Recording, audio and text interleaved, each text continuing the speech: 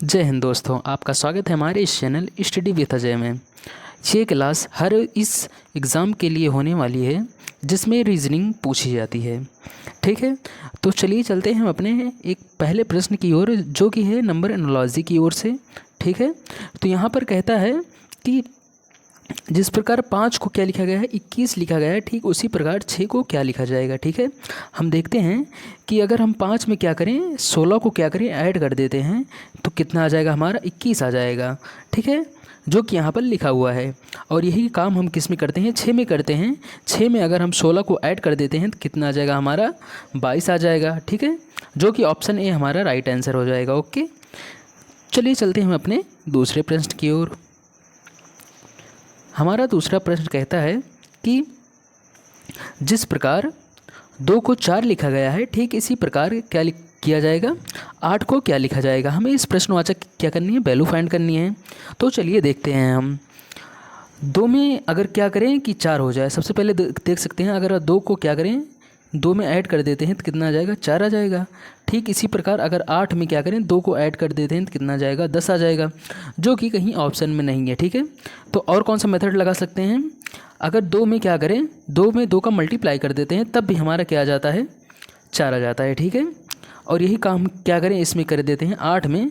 अगर हम 8 को क्या करें 2 से मल्टीप्लाई कर देते हैं तो कितना आ जाएगा हमारा 16 आ जाएगा, जो कि ऑप्शन में भी नहीं होगा। ठीक है, तो चलिए चलते हैं देखते हैं कि और कौन सा मेथड लग सकता है। ठीक है, तो यहाँ पर कर सकते हैं हम अगर 2 का स्क्वायर कर देते हैं तो कितना आ जाएगा 4 आ जाएगा। ठीक है, और यहीं पर अगर हम 8 का स्क्वायर कर देते हैं तो कितना आ जाएगा 64 आ जाएगा।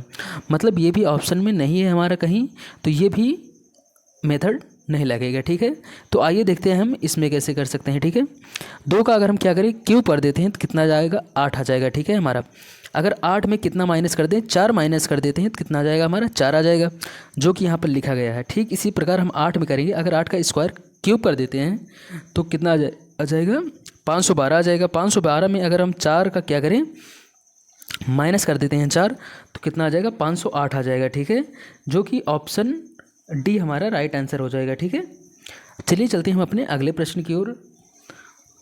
तीसरा प्रश्न कहता है हमारा कि 88 को जिस प्रकार 10 लिखा गया है उसी प्रकार 77 को क्या लिखा जाएगा। मतलब यहाँ पर क्या किया गया कुछ माइनस किया गया है या फिर कुछ थोड़ा ऐड किया गया है। ठीक है, तो आइए देखते हैं हम इसे कैसे सॉल्व कर सकते हैं। ठीक है, यहाँ पर देखते हैं अगर 8 में 8 का क्या करें मल्टीप्लाई कर देते हैं तो कितना आ जाएगा हमारा 64 आ जाएगा।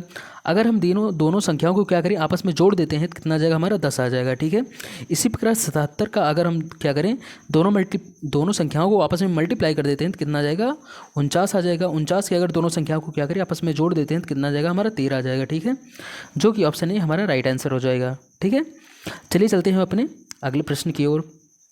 हमारा कौन सा प्रश्न है चौथा प्रश्न कहता है कि जिस प्रकार 6 को क्या किया गया है 6 को 12 लिखा गया है ठीक इसी प्रकार 4 को क्या लिखा जाएगा। ठीक है, 6 में अगर हम 2 का मल्टीप्लाई कर देते हैं तो कितना आ जाएगा हमारा 12 आ जाएगा।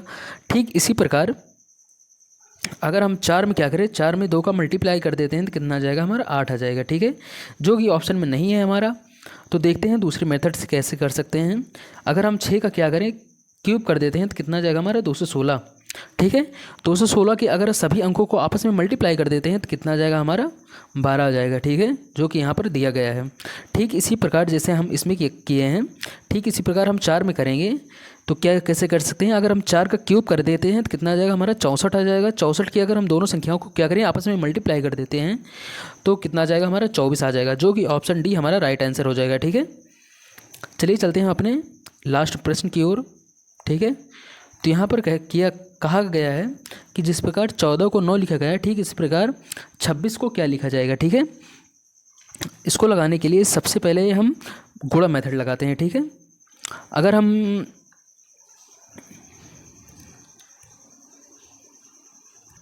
सबसे पहले देखते हैं हम 14 को क्या कर सकते हैं। ठीक है, 14 को बनाने के लिए क्या कर सकते हैं। अगर 2 का मल्टीप्लाई क्या करें 7 का मल्टीप्लाई 2 में करें कितना आ जाएगा हमारा 14 आ जाएगा। ठीक है, ठीक इसी प्रकार अगर हम दोनों संख्याओं को क्या करें आपस में जोड़ देते हैं तो कितना आ जाएगा हमारा 9 आ जाएगा।